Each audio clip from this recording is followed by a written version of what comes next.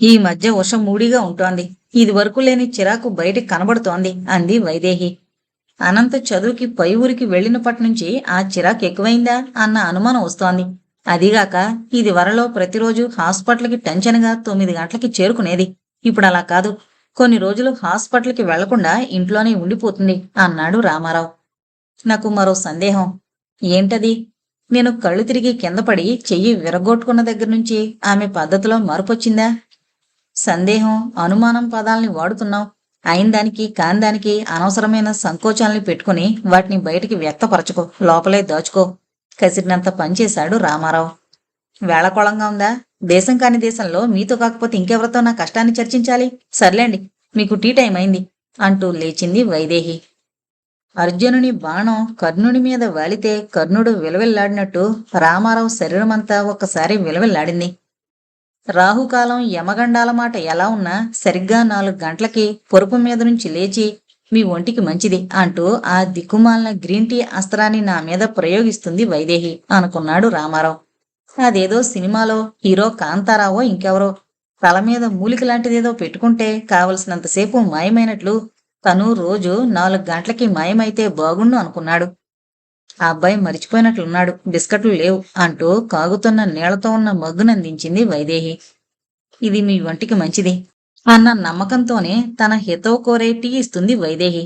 దానిలో ఏమీ శంకించవలసింది లేదు. కాని ఆ టీ తాగుతున్నంతసేపు పూర్వజన్మల సుకృతం మీద నమ్మకం లేని తనకి క్రితం జన్మలో తను చాలా మందిని హింసించుండాలన్న భావన రాక మాందు. పోనీ సింకులో పారబోద్దామనుకుంటే తను టీ పూర్తిగా తాగే వరకు ఎదురుగా కూర్చుని అక్కడ్నుంచి కదలదు. ఆనందం, విషాదం, భయం కలిగినప్పుడు మొహం మీద పొడచూపిన భావాల్ని ఫోటోతో బంధింపజేసి దాన్ని కాంపిటీషన్కి పంపడం గురించి తను విన్నాడు. ఈ టీ తాగడం ముగించాక తన ఫోటో తీసి వెగటు అన్న హెడ్లైన్ పెట్టి ఏ కాంపిటీషన్కి పంపినా అవలేలగా ఫస్ట్ ప్రైజ్ వచ్చేస్తుందని తలపోసి వెగటుతో నోటి దగ్గర నుంచి పారిపోయిన చెక్కిళ్ళని చేతితో వాటి పాత స్థానానికి తీసుకొచ్చాడు రామారావు. టీ బాగాలేదా అని అడిగింది వైదేహి. రామారావు నోటి వెంబడ మాట బయటికి రాలేదు. నంగిరిగా ఉన్న భర్త మొహం చూసి టీ వగరగా ఉందా? చెబితే కాస్త పంచదార వేసేదాన్నిగా అంది వైదేహి. రామారావు మొహం మామూలవడానికి 5 నిమిషాలు పట్టింది. బాక్సింగ్ మ్యాచ్లో ప్రత్యర్థి మొహం మీద గుద్దితే కళ్ళు బైర్లు కమ్మాక స్పృహలోకొచ్చి తిరిగి వెలుతురు కనిపించినట్లు వైదేహి వేసిన ప్రశ్నకి అనవసరంగా పంచదార కోసం నిన్ను లేపడం ఎందుకని అంటూ నసిగాడు రామారావు. ఏమండి, నా చెయ్యి విరగడం వల్ల వినోద్కి ఎంత ఖర్చు ఏముంటుంది? ఖర్చంత ఇన్సూరెన్స్ కంపెనీ ఇవ్వదా? దీనికి సమాధానం వినోదో లేదా ఇన్సూరెన్స్ కంపెనీ ఇవ్వగలదు. పోదురు బడాయిపోతారు. ఇంజనీరింగ్లో డాక్టరేట్ డిగ్రీ సంపాదించారు, ఆ మాత్రం చెప్పలేరా? అంత లావుగా ఉన్నావు, పాము మాత్రం తెలీదా అన్నట్లుంది నీ ప్రశ్న. వినోద్ చేతిలోంచి 800-900 పడుంటాయి. మీదంతా మిడిమిడి జ్ఞానం, అంత ఎందుకవుతుందండి? వినోద్ తీసుకున్న ఇన్సూరెన్స్ పాలసీలో ఉన్న ఒప్పందాలను బట్టి మనం ఎంత సమర్పించుకోవాలో మారుతుంది. నువ్వన్నట్లు నాది మిడిమిడి జ్ఞానమే కావచ్చు. మీ సెల్ఫ్ డబ్బా మాని పాయింట్లోకి రండి. ఎందుకంత అవుతుంది? నువ్వు ఒకరోజు హాస్పిటల్లో వాళ్ల పర్యవేక్షణలో ఉన్నందుకు 1500 నుంచి $2000 బిల్లు. నీకు ప్లాస్టర్ వేసినందుకు 500, మొత్తం 2000 అనుకో. సాధారణంగా ఇలాంటి పాలసీల్లో మొదట $500 నువ్వు భరించాలి. మిగతా పైకం అంటే 20% అంటే 300. అంటే వినోద్ చేతిలోంచి దాదాపు 800 వరకు పడే ఆస్కారం ఉంది. అంటే $50,000. ఈ లెక్క మనం అతని ఇన్సూరెన్స్లో భాగమైతేనే, లేదా $2000. మనల్ని వాళ్ళ ఇన్సూరెన్స్ పాలసీలో కలపడానికి వినోద్ ఎంత ఎక్కువ ఖర్చు పెడుతున్నాడు? ఏమో తెలీదు. బహుశా నెలకి $200. గత 2.5 ఏళ్లుగా వినోద్ కట్టిన డాలర్లు మనం ఏమీ ఉపయోగించలేదు కాబట్టి అంటూ భర్త మొహంలో ఉన్న తీవ్రతను చూసి ఆగింది వైదేహి. మున్ముందు రోజుల్లో ఏమవుతుందో, మనం ఇండియా వెళ్ళిపోదాం అంది వైదేహి మెల్లగా. మనం వెళ్ళడానికి అక్కడ ఏముంది అన్నాడు రామారావు. ఇద్దరూ ఆలోచనలో పడ్డారు. ఉజ్జాయింపుగా చూస్తే వినోద్ తమ గురించి 4 లక్షలు కేవలం ఇన్సూరెన్స్ కంపెనీకి కట్టాడు. రాబోయే కాలంలో ఆరోగ్యం దిగజారుతుందే కాని మెరుగవదు. తనకి భర్తకి క్యాట్రాక్ట్ పొరలు మొలుస్తున్నాయి. ఈ ఆపరేషన్కి ఎంత ఖర్చు అవుతుందో? అంతలేసి ఖర్చులు వినోద్ భరించగలడా? తాము ఉండి ఏం చేస్తున్నారు కనుక తను ఉండబట్టే వంకాయ, మెంతికూర, బచ్చల కూర పులుసు అంటూ ఏదో తాపత్రయపడుతోంది. లభ్యమవుతోంది కాబట్టి వాళ్ళు తింటున్నారు. తను లేకపోతే వాళ్ళకి అదేమీ పెద్ద వెలితి కాదు. పిజ్జా ఆర్డర్ చేసుకుని దానినే 2 రోజులు వేడి చేసుకుని తింటారు. వంటింట్లో గిన్నెల అవసరం లేకుండానే రోజులు దొర్లిపోతాయి. నరక చతుర్దశి నాడు తలంటుకుని దేవునికి దీపం పెట్టుకోవడం, శ్రావణ మంగళవారాలు లాంటివి వీళ్ళకి జ్ఞాపకమే ఉండదు. ఎవరైనా ఈవేళ దసరా పండగంటే thank you, wish you the same అంటూ తిరుగు శుభాకాంక్షలు సర్వసామాన్యం. ఇదో ప్రపంచం. వినోద్, ఉష ఈ ప్రపంచంలో ఆనందంగానే గడుపుతున్నారు. మరో ప్రపంచం లాంటిది వాళ్ళ నిఘంటువులో లేదు. కొత్త చింతపండు, ఇంగు వేసి ఘుంఘుంలాడుతున్న పులిహోర తిన్నావంటే జిహ్వ లేచొస్తుంది అని వైదేహి అంటే, ఐ డోంట్ నో, నాకు తెలీదు బామ్మ. ఒకరోజు నిన్నిక్కడ ఉన్న థాయ్ రెస్టారెంట్కి తీసుకెళ్లి కారం బాగా ఉన్న ఫ్రైడ్ రైస్ తినిపిస్తాను. అప్పుడుంటుంది మజా అన్నాడు అనంత్. మనవడి తిండి ప్రపంచం వేరు, తనది వేరు. బంగాళదుంప వేపుడు తింటూ వంటగదిలోకి వచ్చినప్పుడు కబుర్లు చెప్పడం కంటే ఆప్యాయత జనించలేదు. అనంత్ ఉపయోగించే తెలుగు పదాల ఉచ్చారణని తప్పుబట్టి సరైన పదం ఎలా వాడాలో తను నవ్వి చెబుతుంటే, చిన్నప్పటినుంచి నేర్చుకునుంటే ఈ పాటికి తెలుగులో మాట్లాడడం వచ్చేది. ఇప్పుడు తెలుగు అక్షరాలు గుర్తుపట్టగలను అంతే అన్నాడు ఒకరోజు. అనంత్ కాలేజీకి వెళ్లి దాదాపు 6 నెలలవుతోంది. పిచ్చి సన్నాసి ఎలా ఉన్నాడో, సరిగ్గా తింటున్నాడో లేదో అనుకుంటూ జాలి పడింది. అనంత్ గురించి 2-3 ప్రశ్నలు వేద్దామనున్న రామారావు ఆలోచనలో ఉండడం చూసి మౌనం వహించింది వైదేహి. వినోద్ అమెరికాలో కాస్త స్థిరపడ్డాక ఈ దేశం చూడ్డానికి ఎప్పుడొస్తున్నారు అని 2-3 సార్లు అడిగాడు. నేనింకా ఉద్యోగంలో ఉన్నాను కాబట్టి వీలవదు. నువ్వే వీలు చూసుకుని ఇండియా రా అంటూ అమెరికా ప్రయాణం వాయిదా వేశాడు తను. ఉష గర్భంతో ఉన్నప్పుడు సహాయానికి రాగలవా అని తల్లిని అడగలేదు వినోద్. తనకి ఇబ్బంది అవుతుందన్న భయంతో వైదేహి తను రాలేనని చెప్పింది. రిటైర్ అయ్యేంత వరకు తను అమెరికా వెళ్లే ఆలోచనని అణగదొక్కాడు. జీవితంలో చివరి అంకం కొడుకు దగ్గర గడపాలి, మనకున్నది వాడొక్కడే కదా అంటూ చిన్నప్పుడు సుమతీ శతకంలో పద్యాలు వల్లె వేసి వేసి ఉండడంతో వైదేహి సంశయాలకి సందేహాలకి విలువివ్వకుండా అమెరికా తరలొచ్చాడు. పెన్షన్కి సంబంధించి బతికే ఉన్నాను అని సర్టిఫికెట్ బ్యాంకులో ఇచ్చొచ్చాడు. 2 సంవత్సరాలు పరమేశ్వరరావు గారి పలుకుబడితో పోస్టులో సర్టిఫికెట్ పంపాడు. బ్యాంకు మేనేజర్ కొత్తవాడు. పోస్టులో ఈ సంవత్సరం పంపితే స్వీకరిస్తారో లేదో తెలీదు. అంగీకరించకపోతే మనకి అక్కడికి వెళ్ళడానికి ఏముంది అని అడిగాడు తను వైదేహిని.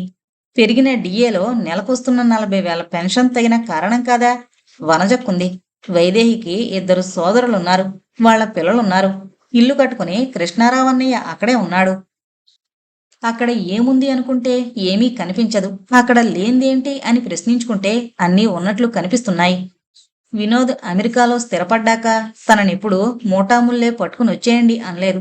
మేం అమెరికా వలసొచ్చేస్తున్నాం, నీ ఉద్దేశమేమిటి అని తను అడగలేదు. వినోద్ దగ్గరికి చేరుకోవడం తన నిశ్చయమే. వైదేహి అనాసక్తిని గమనించకుండా వచ్చేస్తున్నావంటే వినోద్ అభ్యంతరం చెప్పలేదు. ఎలా చెప్పగలడు? ఇంజనీరింగ్ పూర్తవగానే వినోద్కి ఉద్యోగం వచ్చినప్పుడు వెళతాను అని వినోద్ ఉత్సాహం ప్రకటించాడా? ఏమో, జ్ఞాపకానికి రావడం లేదు. చిన్నవాడు, వాడికేం తెలుసు? మనం తల్లిదండ్రులం, వాడి బాగు కొరే కదా ఏదైనా చేస్తాం అన్న వేళ్లు లేని చెట్టుకున్న బలంలాంటి సిద్ధాంతాన్ని నమ్మి వినోద్ని విమానం ఎక్కించాడు ఆనాడు. రిటైర్ అయ్యాక ప్రయాణం కడుతుంటే ఇష్టం లేదు అంటూనే ఉంది కానీ తీవ్రంగా ప్రతిఘటించలేదు భార్య. వైదేహి ఒక మంచి ధర్మపత్ని, అన్నీ ఆయనే చూసుకుంటారు అని బాహాటంగా ప్రకటించే చాలా మంది స్త్రీల నైపుణ్యం లేకపోయినా అదే భావనని ప్రదర్శిస్తుంది. భార్య కాళ్లు ఒత్తుతుంటే మెత్తని పాము మీద పాల సముద్రంలో ఆయన ఉన్నట్లు అమెరికా జీవితం చీకు చింత లేకుండా ఉందనుకుంటే కొత్తగా మూలిచిన ఆందోళన గాలి దుమారం తనని కకావికలం చేస్తోంది. ఇండియా తిరిగి వెళ్ళిపోతే అని అడిగింది వైదేహి. తిరిగి వెళ్లడం మాటటుంచి వినోద్, మేం ఇండియా తిరిగి వెళదామనుకుంటున్నాం అని చెబితే, ఎందుకు నాన్న, ఇక్కడ బాగాలేదా, వెలితిగా ఉందా? ఎంతో ఆసక్తితో ఇక్కడ స్థిరపడ్డానికొచ్చిన మీరు ఇలా ఎందుకు ఆలోచిస్తున్నారు అని అడిగితే ఏది సమాధానం? మున్ముందు రోజుల్లో మేం నీకు మోయలేనంత భారం అని తనంటే, పిల్లలకి తల్లిదండ్రులు మోయలేనంత భారం అవుతారా నాన్న? అర్ధాంతరంగా మీరు ఇండియా వెళ్ళిపోతే ఇక్కడ నాకు తెలిసిన వాళ్ళు ఏమనుకుంటారు అని అడిగితే అంతకన్నా పెద్ద చెంపపెట్టి ఉండదు. ఇప్పుడేం చేయడం? అలా 2 గంటలు వేసి విస్కీ తెచ్చుకుని దుమ్ముల గుండా మొహం లాంటి మొహం ఉన్న హీరో సినిమాల్లో తాగినట్లు తాగేస్తే, అయినా ఏ విస్కీ తెచ్చుకోవాలి? విస్కీ తాగుతారా, బ్రాందీ తాగుతారా? ఏంటి అసందర్భపు వికృత ఆలోచనలు అనుకుంటూ తల విదిల్చుకున్నాడు రామారావు. ఏమండి అంది వైదేహి. ఏంటి అంటూ కసిరినట్లు అరిస్తే భర్త ఎందుకంత విరుచుకుపడ్డాడో తెలియక చిన్నబుచ్చుకుంది వైదేహి. ఇప్పుడు రాత్రి 11 గంటలయిందేమో. ఇంత రాత్రప్పుడు కొడుకు కోడలు అంత తీక్షణంగా ఎందుకు మదన పడుతున్నారో అంది వైదేహి రామారావుతో. ఆయిందానికి కాందానికి సన్నయ్య నొక్కులు నొక్కుతావు, మాట్లా పడుకో అన్నాడు రామారావు. లైట్లన్నీ ఆర్పేసి 9 గంటలకి పక్కెక్కేస్తారు రామారావు వైదేహిలు. వినోద్ ఉషల మధ్య జరుగుతోన్న చర్చ రామారావు వైదేహిల్ని మేలుకొల్పింది. అది బయటకొచ్చిన దగ్గర నుంచి పేషెంట్లు తక్కువ అవుతున్నారు. ఇంకో నెలలో నా కాంట్రాక్టు రెన్యువల్ అవ్వాల్సింది. అదయ్యాక ఈ హాస్పిటల్ వాళ్ళు కాంట్రాక్టు పెంచే ముందు ఎలా స్పందిస్తారో చెప్పలేం. నా జీతం తగ్గచ్చు, లేదా కాంట్రాక్టు రద్దు కావచ్చు. ఇతర హాస్పిటల్స్ కి దరఖాస్తులు పంపాను. ఈ ఇంటర్నెట్ వచ్చాక ఏదీ దాగదు. ఒక చిన్న పొరపాటుకి 2 మిలియన్ల పరిహారం కావాలంటూ దావా వేశారు. దావా వెయ్యబోతున్నారని ఇంతకు ముందు చెప్పావు. పరిహారం 2 మిలియన్లని నాకు తెలీదు. నేను పనిచేస్తున్న హాస్పిటల్కి ఆ దావాలో ప్రతివాదులుగా పేర్కొన్నారు. ఇలాంటి అవాంతరాలు ఎదుర్కొనేందుకు నేను తీసుకున్న బీమా దీనికంటే ఎక్కువే. హాస్పిటల్కి బీమా పాలసీలున్నాయి. ఇప్పుడు లాయర్లు చర్చల్లో పడ్డారు. ఈ వాద్యం కోర్టుకి వెళ్లకుండా సామరస్యంగా పరిష్కరించాలని ప్రయత్నిస్తున్నారు. కోర్టుకి వెళితే ఎలాంటి తీర్పిస్తారో ఏమీ ఊహించలేం. వైద్యం అందరికీ అందుబాటులో లేదని సామాన్య ప్రజలకి కోపం. అది వాళ్ల తీర్పుని ప్రభావితం చెయ్యొచ్చు. What next? తర్వాత ఏంటి? ఈ దావా వ్యవహారం తేలిపోయాక నేను తీసుకున్న పాలసీ అమల్లో ఉంచాలంటే నేను బీమా కోసం ఎక్కువ ప్రీమియం కట్టాల్సి వస్తుంది. నేను ఎక్కడికి దరఖాస్తు పెట్టినా దీని గురించి రాయాలి. గోప్యంగా ఉంచలేం. ఈ మరక వాళ్ళకి ఆయుధంగా ఉపయోగపడుతుంది. అందుకే చెడ్డ పేరు రాకుండా ఉండాలని అందరూ ప్రయత్నిస్తున్నారు. లాయర్లు రాజీకి పరిగెడతారు. ఏంటి దరిద్రం? ఇలాంటి దావాల వలన డాక్టర్ల హాస్పిటల్ ఖర్చులు పెరుగుతాయి. వాళ్ళు తమ ఛార్జీల్ని పెంచుతారు. సామాన్యుడికి ఇన్సూరెన్స్ తీసుకోవడం మరింత కష్టమవుతుంది. ఎవడికి పట్టింది? డబ్బు చేసుకోవడమే ప్రధానం. కంపెనీ పని మీద 2 రోజులు అట్లాంటా జార్జియాకి రేపు మధ్యాహ్నం బయలుదేరి వెళ్ళాలి. ఇందాక మెసేజ్ వచ్చింది. మీ అమ్మగారి హాస్పిటల్ బిల్లొచ్చింది, రేపు చూడు అంది ఉష. అనంత్ ఫోన్ చేశాడా? వాడితో మాట్లాడావా? వాడి ధోరణి బాగాలేదు. నాకేదో భయంగా ఉంది. నన్ను తప్పించుకుని తిరుగుతున్నట్లు కనిపిస్తున్నాడు. నాకు వాడి వాలకం బాగా అనిపించడం లేదు. ఇంకో నెల్లాళ్లలో సెలవులకొస్తాడు. చూద్దాం, వాడిలో మరుపులేమైనా వచ్చాయేమో. మాట్లాగిపోవడంతో వినోద్ ఉషల మధ్య సంభాషణ ముగిసిందనుకుని మెల్లగా మంచం దిగి తడుముకుంటూ బాత్రూంకి వెళ్ళింది వైదేహి. వైదేహి చేతుకున్న ప్లాస్టర్ తీసేస్తూ, కొన్నాళ్లు బరువైన పనులు ఈ చేత్తో చేయకండి. అవుతుందని కాదు, జాగ్రత్త పాటించడం మంచిది అంది ఉష. అబ్బా, ఎంత రిలీఫ్గా ఉందో అంటూ ఆనందపడింది వైదేహి. మీకు దెబ్బ తగిలితే ఒక పట్టాన మాందన్న సంగతి తెలుసుగా, అందుకే జాగ్రత్త చెప్పాల్సొచ్చింది. నాకు హాస్పిటల్లో పనుంది అంటూ ఇంటి నుంచి బయటపడింది ఉష. ఆఫీస్ పని మీద వినోద్ తరచూ జార్జియా రాష్ట్రంలో ఉన్న అట్లాంటాకి వెళుతుంటే ఇల్లంతా నిండు గర్భిణిలా నిశ్శబ్దాన్ని భరిస్తోంది. ఏమండి, పరమేశ్వరరావు గారు ఇండియా వెళ్లి చాలా రోజులైంది. మీకేమైనా వార్త వచ్చిందా? అదేనండి, మీ పెన్షన్ గురించి అని అడిగింది వైదేహి. Bank manager కొత్తవాడట. నవంబర్లో బ్యాంకుకెళ్లి వాకపు చేస్తానన్నారు. అతను ఒప్పుకుంటే సరే, లేకపోతే జనవరి 1వ తారీఖు నుంచి పెన్షన్ అకౌంట్లో జమ అవదు. మనం వెళ్ళి మళ్ళీ కుస్తీలు పడితేనే కానీ మామూలు అవదు. వెధవ రూల్స్, వెధవ పెన్షను, వెధవ టెన్షను అంటూ వైదేహి నిరసించింది. దుర్వినియోగం కాకుండా ఉండాలంటే ఆంక్షలు తప్పవు. ఈ దేశంలో హెల్త్ కేర్, సోషల్ సెక్యూరిటీ విభాగాల్లో గూడు పుటాణీలున్నాయి. అలాంటివి ఇంకెన్నో. అకౌంట్లో జొరబడి డబ్బు కాజేయడం, క్రెడిట్ కార్డుల్లో టోకరాలు. అయితే మనకి బాధలు లేవు. మనకి బ్యాంకులో అకౌంట్ లేదు, క్రెడిట్ కార్డు లేదు. వెధవ పెన్షన్ అంటూ ఏసడించావు. ప్రతి నెల 1వ తారీఖున 40,000 నా జీవితాంతం పడతాయి. నా తర్వాత నీకు నీ జీవిత కాలమంతా నెలకి 20,000 ఇస్తారు. ముష్టెత్తుకోకుండా జీవితం గడుస్తుంది. ఈ దేశంలో అతి తక్కువ మందికి మాత్రమే పెన్షన్ సౌకర్యం ఉంది. కొంతమంది వయసు మళ్లిన వాళ్ల జీవితాలు పెనం మీద నీటి బిందువుల్లా మాడిపోతాయి అంటూ ఆలోచనలో పడ్డాడు రామారావు. పరమేశ్వరరావు గారు దాదాపు మీ వయసు వారే కదా, మళ్ళీ ఇక్కడికి ఎప్పుడొస్తారు అని అడిగింది వైదేహి. నిరంతరం ప్రశ్నలు వేసే వాళ్ళకి ఏదైనా అవార్డుంటే అది నీకు వచ్చేస్తుంది. ఆయన ప్రైవేట్ ఇంజనీరింగ్ కాలేజీలో పనిచేస్తున్నారు. వాళ్ళు సెలవిస్తే మళ్ళీ వస్తారు అన్నాడు రామారావు. ఎంచక్క, ఒక చేత్తో పెన్షను, ఇంకో చేత్తో మరో 40,000 సంపాదిస్తున్నారు. మీరు అలా 3-4 సంవత్సరాలు పనిచేసుంటే దాదాపు 15 లక్షలు వచ్చేవి. మీరేమో కాళ్ళు నెగడదాన్ని పడుకోవడానికి గెంతుకుంటూ అమెరికా వచ్చేశారు. ఈ 3 ఏళ్లలో మన గురించి వినోద్కి ఇన్సూరెన్స్ కొనడానికి డబ్బు ఖర్చయ్యేది కాదు అంది వైదేహి చేతి వేళ్లతో లెక్కలు కడుతూ. నీకు డబ్బు మీద ఎంత కాపీన ఉందని నాకు తెలీదు. అయినా అంత డబ్బు అవసరం మనకిప్పుడు ఏమొచ్చింది? ఏం చేసుకుంటాం? సిరిరా మోకాలడ్డువాడు అన్న సామెత మిమ్మల్ని చూస్తుంటే జ్ఞాపకానికొస్తోంది. డబ్బు చేదా? "ఉమ్, రూపాయల్ని ఎలాగోలా డాలర్ల కింద మారిస్తే" అంటూ రామారావు మొహంలోకి చూసి ఆగింది.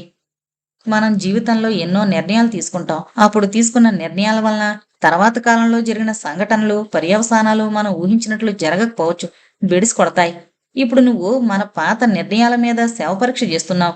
ఇక్కడికి రావడానికి కారణం నేనే. అది సరైందా కాదా అన్న ప్రశ్న నువ్వు లేవదీశావు. దీపం ఉండగానే ఇల్లు చక్కబెట్టుకోవాలి అంటారు. ఇల్లు చక్కగా ఉన్నప్పుడు ఇక సర్దడం ఎందుకు అనుకున్నాను.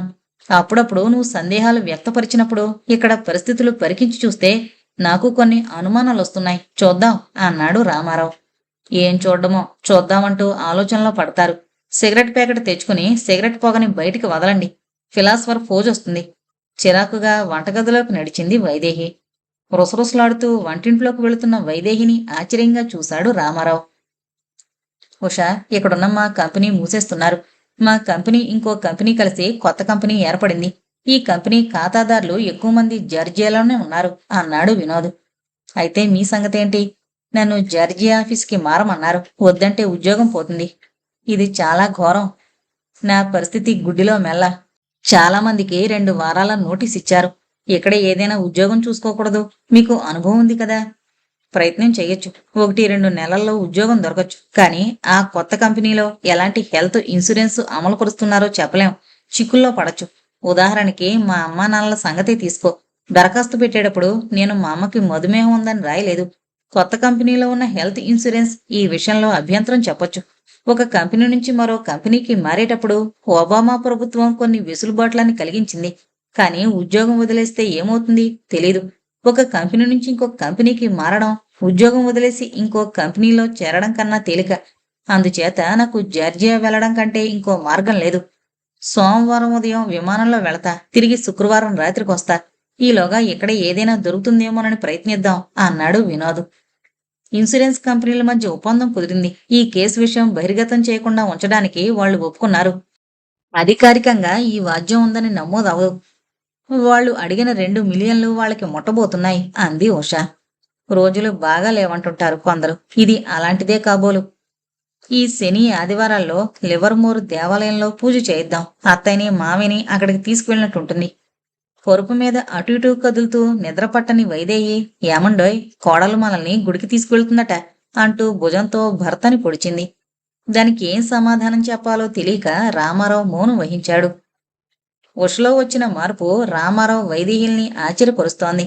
ఉన్నట్టుండి కోడలికి దేవుడంటే భక్తి పెరగడం విచిత్రంగానే ఉంది ఇద్దరికీ. కోడలి ఈ ప్రవర్తనకి కారణం కొంత ఊహించగలిగినా, ఏమండి, గుడికి వెళ్ళొచ్చాక ఉష ప్రతిరోజు దీపం వెలిగిస్తోందండి, గమనించారా అని అడిగింది వైదేహి భర్తని. తల ఊపాడు రామారావు. అనంత్ ఒక వారంలో కాలేజీ నుంచి సెలవులకొస్తాడట.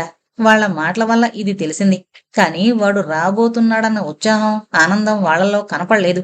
ఏంటి దీనికి కారణం? ఏడాదిగా అనంతలో మార్పు వచ్చింది. అదేంటో వివరించలేను. తల్లిదండ్రులతో వాడు ముభావంగా ఉండడం పెరిగింది. వాళ్ళని తప్పించుకుని తిరిగేవాడు. మనతో అప్పుడప్పుడు కబుర్లు చెప్పేవాడు. కానీ వాళ్ళకి దూరంగా ఉండేవాడు. వినోద్ ఉషల నిరాసక్తికి అదే కారణం కావచ్చు.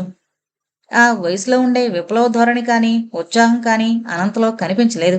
కారు డ్రైవింగ్ నేర్చుకుంటానని కాని, పార్టీలకి వెళతానని కాని అనంత మారం చేయడం నా కంటపడలేదు అంది వైదేహి. అనంత్ కాలేజీకి వెళ్లి 6 నెలలైంది. హాస్టల్లో కొత్త వాతావరణం వాడిలో ఎంత మార్పు తెచ్చిందో. ఒకసారి నాతో నడకకొచ్చినప్పుడు నేను తెలుగు నేర్చుకోగలనా అని అడిగాడు. మారిన ఇంటి వాతావరణం చూసి వాడు ఎలా స్పందిస్తాడో అంటూ ఆలోచనలో పడ్డాడు రామారావు. తనకి కృష్ణారావు అన్నయ్యకి వయసులో తేడా 2.5 సంవత్సరాలే. అందుచేత అన్నయ్యతో తను ఆటలకి పాటలకి పరిగెత్తేవాడు. కృష్ణ కృష్ణ అంటూ అందరూ అన్నయ్యకే ప్రాముఖ్యం ఇవ్వడం చూసి అన్నయ్య అంటే తనకి రవంత ఈర్ష కలిగేది. ఇంజనీరింగ్ పాస్ అవగానే స్కాలర్షిప్ రావడంతో అన్నయ్య అమెరికా వెళ్లడం, తనకి అలాంటి అవకాశం లభించకపోవడంతో ఆ ఈర్ష చాలా కాలం కరిగిపోలేదు. తర్వాత కాలంలో ఆర్థికంగా ఆదుకొని తనని అన్ని విధాలా ప్రోత్సహించాడన్నయ్య. చిన్నప్పుడు జరిగిన ఒక చిన్న సంఘటన తనకి బాగా జ్ఞాపకం. తెగిన గాలిపటం గురించి ఇద్దరూ పరిగెత్తారు. గాలిపటాన్నించి నుంచి వేలాడుతున్న దారాన్ని చిక్కించుకోవడానికి 2 చెట్టు కొమ్మల్ని అందుకొని పరిగెత్తారు. తనకంటే అన్నయ్య 2 అంగుళాల పొడవు. కృష్ణారావన్నయ్య ఆ తెగిన గాలిపటాన్ని చేజిక్కించుకుంటే తనలో ఈర్ష, కోపం పెళ్ళుబికాయి. కంటినుంచి నీళ్లు జలజలా రాలాయి. అది చూసి తీసుకో అంటూ గాలిపటాన్ని ఇవ్వబోయాడు. మనసులో తీసుకోవాలనున్న వెటుగా నాకొద్దు అంటూ అన్నయ్య చేతుల్ని విదిలించేశాడు తను. ఒరే, ఇలాంటి చిన్న చిన్న వాటి గురించి కన్నీరు పెట్టుకుంటుంటే చాలా కష్టం అన్నాడు ఆలోచనల్లో పరిణితి చెందిన కృష్ణారావన్నయ్య. కృష్ణారావన్నయ్య ఎలా ఉన్నాడో ఒకసారి ఫోన్ చేసి మాట్లాడాలి అనుకుంటుంటే ఎందుకు పనికిరాని ఆలోచనలు మెదడుని వేడికిస్తాయి, పడిసం పడుతుంది అంటూ భుజంతో పొడిచింది వైదేహి. సహధర్మచారిణి 7 అడుగులు నడిచింది ఆనాడు. 7 సముద్రాలు దాటొచ్చింది ఈనాడు. ఏ విషయంలోనూ తన నిర్ణయాన్ని ఒప్పుకోలేదన్న కోపం ఆమెలో ఉందా? మావారంటూ మోతాదికి మించి చేతులు ఊపుకుంటూ తన గురించి ఎవరితోనో చెబుతూ మురిసిపోతూ మాట్లాడడం జ్ఞాపకానికొచ్చి ఆ లేత దెప్పుళ్లలో ఉన్న లాలిత్యాన్ని గ్రహించి వైదేహిని దగ్గరకు లాక్కున్నాడు రామారావు. ఇదేంటి అనుకుంటూ ఆశ్చర్యంతో ఆనందపడింది వైదేహి. ఇండియా. ఉత్తమ్ వినయలకి వీడుకోలు చెప్పి తిరిగి ఇంటికొచ్చేటప్పటికి దాదాపు రాత్రి 2 గంటలయింది.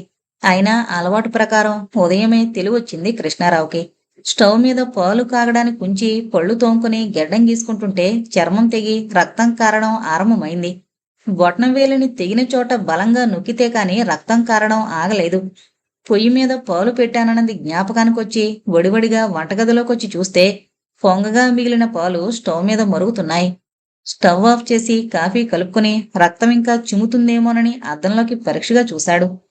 పిస్తోల్లోంచి ఒకేసారి పేలుతూ బయటకొస్తోన్న తుపాకీ గుళ్లలా ప్రతిబింబం నుంచి ప్రశ్నల వర్షం వడలిపోయినట్లున్న మొహం మీద పడగానే ఉలిక్కి పడ్డాను. ప్రశ్నిస్తోంది ప్రతిబింబం. అబద్ధాల తడక వెనక దాక్కోవడం వీలవదు అనుకుంటూ కాఫీ కప్పుతో తూర్పువైపు బాల్కనీలోకొచ్చి కుర్చీలో చతికిలబడ్డాను. నీళ్లు ఇళ్లని చుట్టుముట్టినట్లు సూర్యుడు భూమి మీద ప్రదేశాల్ని తన కిరణాలతో ముంచెత్తుతూ ఆకాశం మీదకి రాగా కృష్ణారావు లోపలికొచ్చి కూర్చుంటుంటే ప్రతిబింబం సంధించి విసిరిన బాణాలు జ్ఞాపకానికొచ్చాయి. తల విదిలించి వాటిని చెదరగొడుతుంటే 4 నెలల క్రితం కొండడు తలుపు తట్టడం జ్ఞాపకానికొచ్చింది. కృష్ణయ్య, నీ సహాయం కావాలి అంటూ ఆ రోజు కంగారుగా కొండడి గొంతు వినిపించింది. లోపలికిరా, కంగారు పడకుండా చెప్పు ఏం జరిగిందో అంటూ కొండడిని శాంతపరచబోయాడు తను. కాని కొండడి మొహంలో అలజడి పిసరంత కూడా తగ్గలేదు. ముందు రోజు రాత్రి నిద్రపోలేదు కాబోలు. కళ్ళు ఎర్రగా దానిమ్మ గింజ రంగులో ఉన్నాయి. దుమ్ము ధూళి నిండున్న కాళ్ళని వేసుకున్న చెప్పులు కప్పలేకపోతున్నాయి. దీనంగా ఉన్న కొండడి భుజం మీద చేయి వేశాను. ఆలస్యం అయిపోతుంది. మా వాణ్ణి పోలీసులు అరెస్టు చేసి తీసుకెళ్లి రిమాండ్లో ఉంచారు. వాణ్ణి విడిపించాలి. బయలుదేరు కిష్టయ్య బాబు అన్నాడు కంగారు పడుతూ కొండడు. కంగారు పడకు, బయలుదేరతాను. నేను తయారీలోగా కాఫీ తాగు అంటూ శాంతపరిచాడు తను. తను తయారై బట్టలు వేసుకుంటుంటే మా వాడు పనిచేస్తున్న ఫ్యాక్టరీలో జీతాలు పెంచమని జరిగిన ఆందోళనలో ఘర్షణ అయిందట. మా వాణ్ణి పోలీసులు అదుపులోకి తీసుకున్నారు. రాత్రి నాకు కబురొచ్చింది. ఎవరైనా లాయర్ని సంప్రదించి వాణ్ణి విడిపించాలి అన్నాడు కొండడు బొంగురుపోయిన గొంతుకుతో. నాకు ఏ లాయర్తోనూ పరిచయం లేదే, అయినా అక్కడికి వెళ్లి కొనుక్కుందాం అన్నాడు తను. ఉదయం 11 గంటలయింది. విజయనగరం కోర్టు ప్రాంగణంలో నల్లకోటు ధరించిన చాలా మంది లాయర్లు బిజీగా అటు ఇటు కదులుతున్నారు. తనకి కొండడికి 50 అడుగుల దూరంలో ఆకులు తక్కువగా ఉన్న చెట్టు కింద సూర్యకిరణాలు మొహం మీద పడకుండా ఎడమ చేతిని అడ్డుపెట్టుకుని ఎవరికోసమో నిరీక్షిస్తోన్న ఒక ఆడలాయరు నిలబడుంది. ఈమెని ఎక్కడో చూశానబ్బా అనుకుంటూ ఆమెని సమీపించి, మీకు తీరుబడుందా? మాకొక లాయరు సహాయం కావాలి అని అడిగాడు తను. సూర్యకిరణాలకి అడ్డుపెట్టుకున్న చేతిని దించి రిమ్లెస్ కళ్లద్దాల్లోంచి దృష్టిని తన వైపు సారించి, నేను ఒకరి కోసం నిరీక్షిస్తున్నాను. అతను 10 గంటల 30 నిమిషాలకి వస్తానన్నాడు. ఇక రాడేమో. ఆ రోడ్డు దాటగానే నా ఆఫీస్ ఉంది, అక్కడ మాట్లాడదాం అంటూ తన ఆఫీస్ వైపు నడిచిందామె. ఆమె ఆఫీస్ గదిలో సర్దుకున్నాక చెప్పండి అంది. కొండడు వైపు చూశాడు తను. కాని కొండడు ఏమీ మాట్లాడకపోవడంతో తనకి అర్థమైంది వివరించాడు. మీ అబ్బాయి వివరాలు, అరెస్టు ఎక్కడ చేశారో రాసివ్వండి. నాకు తెలిసిన పోలీస్ ఆఫీసర్ ఉన్నాడు, కనుక్కుంటాను. మీరిక్కడే కూర్చోండి అంటూ తను వివరాలు రాసిన కాగితం అందుకుంది. టేబుల్ మీదున్న కర్రచెక్క మీద రాసిన దాన్ని బట్టి ఆమె పేరు కవిత అని తను గ్రహించాడు. అరగంట గడిచాక ఆమె తిరిగొచ్చి, మధ్యాహ్నం 3 గంటలకి మీ అబ్బాయిని మేజిస్ట్రేటు దగ్గర హాజరుపరుస్తారు. ఆ మెజిస్ట్రేటు నాకు బాగా పరిచయస్తుడే. బెయిల్కి ప్రయత్నిద్దాం. నా పేరు కవిత అంది. తన గురించి పరిచయం చేసుకున్నాక మీ ఫీజు గురించి చెప్పండి అన్నాడు తను.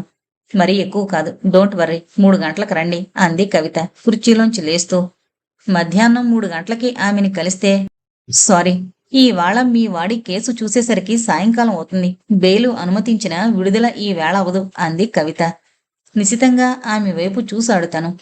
మనం ఎంత ప్రయత్నించినా కొన్ని సానుకూల పడవు. కొన్ని కార్య విధానాలంతే. వాటిని మార్చడం మన తరం కాదు. దాదాపు 20,000 పూచీకత్తుగా కట్టాల్సి వస్తుంది. పైకి ఉందా? కొంతుంది. లేకపోతే ఏటీఎంలోంచి తెస్తా అన్నాడు తను. కొండడు వడ్డీకి డబ్బు తెస్తానంటే వద్దని వారించి 20,000 పైకం కట్టి కొండడి కొడుకును విడిపించాడు. కవితకు కృతజ్ఞతలు చెబుతూ మీ ఫీజు అని అడిగాడు. 2,000 రూపాయలు. పర్సులోంచి 2,000 రూపాయలు అందించి నేనిక్కడికి దగ్గరగానే ఉంటాను. ఇటువైపు వస్తే మీకు హలో చెబుతాను అన్నాడు తను. షూర్ అంటూ చేయి చాచి కరచాలనం చేసింది కవిత. గదిలోంచి బయటపడుతుంటే ఆహ్లాదంగా చేయి ఊపింది. దృఢంగా ఉన్న ఆ కరచాలనంలో మృదుత్వం కనిపించింది తనకి.